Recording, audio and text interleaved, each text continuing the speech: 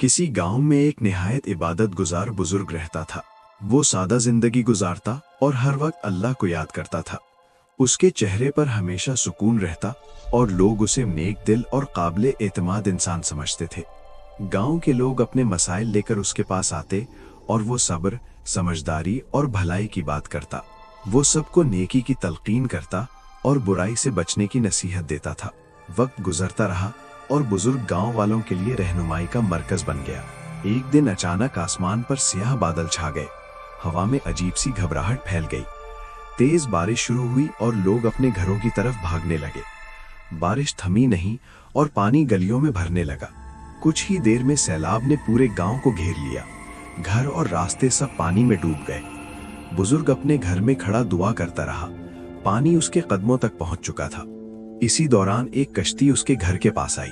लोगों ने आवाज दी, बाबा जी हमारे साथ आ जाओ। बुजुर्ग ने नरमी से जवाब दिया, तुम लोग जाओ, मेरा अल्लाह मुझे बचा लेगा।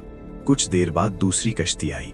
एक खानदान बच्चों के साथ मदद के लिए पुकारने लगा, मगर बुजुर्ग ने आसमान की तरफ देखा और कहा, अल्लाह मेरी हिफाजत करेगा।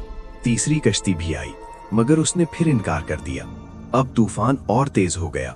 हवा और पानी की शिद्दत बढ़ती चली गई। घर के अंदर तेजी से भरने लगा। बुजुर्ग संभलने की कोशिश करता रहा। थकन और कमजोरी उस पर हावी हो गई। वो दीवार के साथ टेक लगाकर बैठ गया। कुछ देर बाद बारिश रुक गई और तूफान थम चुका था, मगर बुजुर्ग अपने ही घर में बेजान पड़ा था। वो जिस मदद का इंतजार करता रहा उसे कबूल न कर सका। जब गांव वाले वापस आए तो तबाही का मंजर देखकर दंग रह गए। बुजुर्ग को इस हाल में देखकर हर आंख नम हो गई। लोग कहने लगे, वो तो नेक इंसान था, फिर अल्लाह ने उसकी मदद क्यों न की। कोई तकदीर को इल्जाम दे रहा था, कोई हालात को।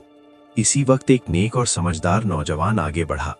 उसने सबको खामोश करके कहा, कौन कहता है कि अल्लाह ने मदद नहीं भेजी? अल्लाह ने मदद भेजी थी, एक नहीं 3 बार। अल्लाह ने लोगों को कश्तियों के साथ भेजा, मगर मदद कबूल नहीं की गई।